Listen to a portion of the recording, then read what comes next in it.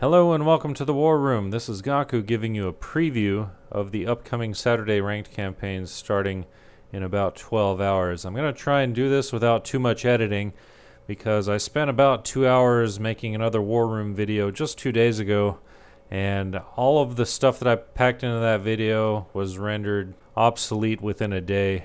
So I've decided to make a new one, and I'm not going to focus so much on the strategy per se, more just on some general ideas and such. So first off, there are 4 players currently in the Americas. I'll be playing USA again. If you watched the last ranked campaign, that one got cut short and I wasn't satisfied with where it ended. I was doing well as the USA, but I just really wanted to see what else how much further I could take it. And so I picked USA once again, and that's going to be me. Griffer is playing as Canada. Noodle and Rice is playing as Colombia. Brazil is last resort. And Argentina is a new person who, let me check the roster. Argentina is Necro, who I don't personally know, but had a chat with him earlier. So here's the general idea. As you are probably aware, I don't like to kill other players, and I don't like to ruin their games either. So once I was picked to be USA, I decided to start working on the other players in the Americas on a strategy that would benefit all of us rather than just 1 or 2 of us. So I'm not going to be showboating as the USA, but obviously as the only great power in the Americas right now, I'm going to be leading this coalition, at least for the time being. And it's coalition in a very loose sense. That is, if anyone attacks us, if anyone attacks the players in the Americas, we'll all be helping each other to repel the attacks. On the offensive, we have very specific and discrete goals, which we will each be working toward. And aside from that, we don't really have any alliances with each other. So Canada and I have a specific agreement along those lines, but no one else really does, aside from Brazil, which I'll get to later. What I've drawn here are the general lines of demarcation between the various countries. Now, Canada is going to be focusing mostly on islands and colonies elsewhere. And I'm not going to focus too much on the long term. I'm just focusing on the Americas right now. But basically, I'll be taking Mexico in a handful of wars. Of course, I'll be doing Manifest Destiny and whatnot. And Canada's going to be helping me take some land off of them. So we're going to be sharing infamy. And that's one of the things I've talked about with several of the players. If the opportunity presents itself, we'll be sharing infamy to help each other gain land quicker and thereby speed the process of all of us becoming more powerful. So it's all about game theory, you know. Colombia will be supported in forming Grand Colombia, which means Venezuela, Ecuador, and Peru have been reserved for Colombia. USCA might be going to Colombia depending on how far along they get. Unfortunately, I think Colombia is not going to be here in the first session, so it'll just basically be under protection for the time being. But we'll do what we can to get him caught up later on. But basically, this part's been reserved for him, and if he has spare infamy, then we'll be giving him USCA. Otherwise, I'll probably be annexing it myself, or we might split it somewhere in between. I'll be taking the canal, obviously. Brazil will be taking most of Bolivia, Paraguay, and possibly Uruguay. Argentina will be taking all of Chile, the core regions of Bolivia, and also this coastal state from Bolivia, which splits with Peru. So there's no sense in both of these states going to one nation when we can have 2 ports in a single state. Uruguay could be going to either Argentina or Brazil. Personally, I think it should be going to Argentina, but Brazil has staked a claim on it. Whatever. Basically, this is going to be up to the 2 of them, whoever wants it. Now, aside from that, I'm not going to go into any other longer-term strategies, but this should carry us through at least the first session and a half, I think. So I'm not going to be doing anything to stave off the Civil War until later. And as far as other decisions, I'm not really going to go into that because I don't want to give away strategy just yet, but if you want to see the strategy, I recommend you watch the actual videos. Now, Griffer and I did some testing. Some other players have also done some testing, and we found out basically that the artisans in the world are not effectively producing either clippers or machine parts. So at the start of the game, there are no machine parts. The demand is exorbitant. There are no clippers. No one can build them. No one can build the factories to build clippers. So the first thing I'm going to do is rush mechanical production tech, because that will allow me to build machine parts factories once I get the invention. So once I get that, I'll basically be spamming machine parts factories throughout the Americas, And we'll be sharing Canada, Colombia, Brazil, and Argentina. So basically, we'll be sharing trade resources through the sphere, and the sphere members will all have access to machine parts, clippers, that sort of thing once those factories get up and running. But that's going to be a few years, and in the meantime, the navies are going to take a beating due to attrition. So let's talk about some of the other nations that will be of importance to the Americas. UK is being played by a new player, Utrecht. Russia is being played by Marconi, and from what I'm told, he has great ambitions for this campaign, so we'll see if he can actually follow through on what he has planned. And I'm not going to go into what I know and what he knows that I know, and etc., etc. But basically, he's got high hopes for this campaign. Japan is being played by Perig Doom, who I know nothing about. France is Swack. I imagine he's going to have his hands full in Europe. Slazer is playing Austria, so of course Austria has been buffed. Serbia, interestingly enough, is ranked 12th at the start of this campaign. Has amazing tech and the ability to get even more education bonuses, so I'm kind of surprised someone didn't pick that nation and just run with it. Spain is being played by Stan, who I played with, but I don't really remember much about. I don't remember what he was playing in the Sunday campaign, but I think he was in that one. Portugal is being played by J-Rock, and he's got colonial ambitions, obviously. He and Spain have a nap for the first session, which I'll go into the treaties more here in a minute. Sweden is being played by Zarxos. We'll see what happens when he forms Scandinavia. Persia is being played by Alex, who's in a really strange position. Ottoman Empire is being played by Railu, who apparently is a Finnish player. Other than that, I don't know anything about him. He can probably tell us all about pronouncing Heineken and Helsinki. Creamlord is playing Netherlands, so of course he'll be role-playing.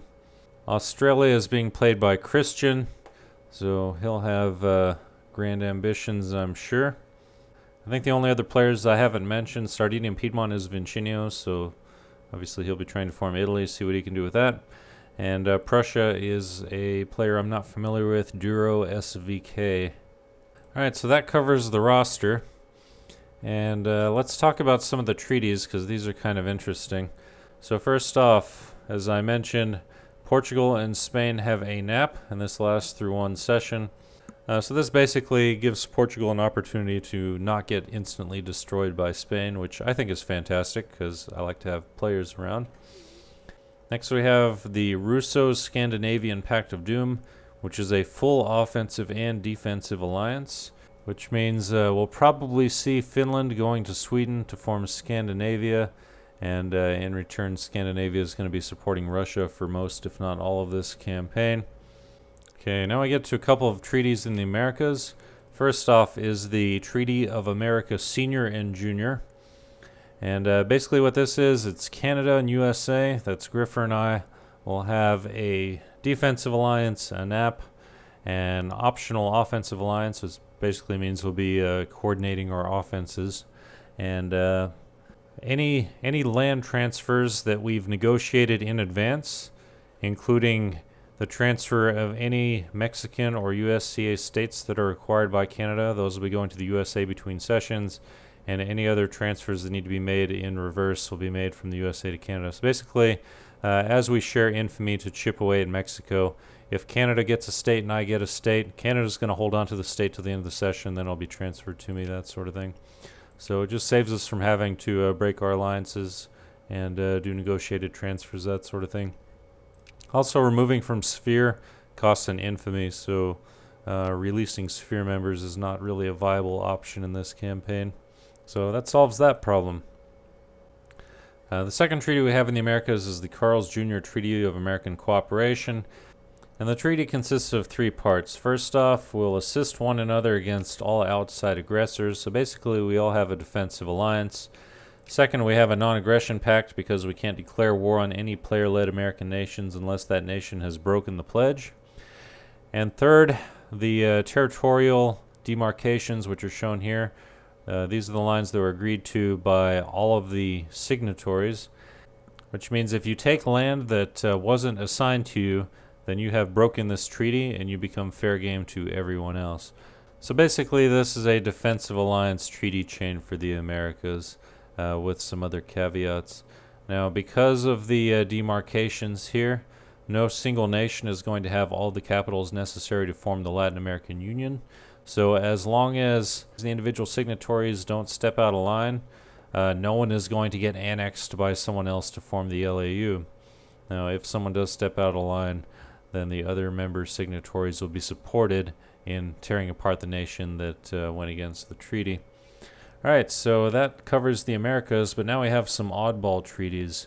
So after the Carl's Jr. Treaty of the Americas was signed, Brazil decided to sign some treaties of its own that honestly to me make no sense at all, but I'll go ahead and read off the terms to you. So Brazil already has this defensive alliance with the Americas.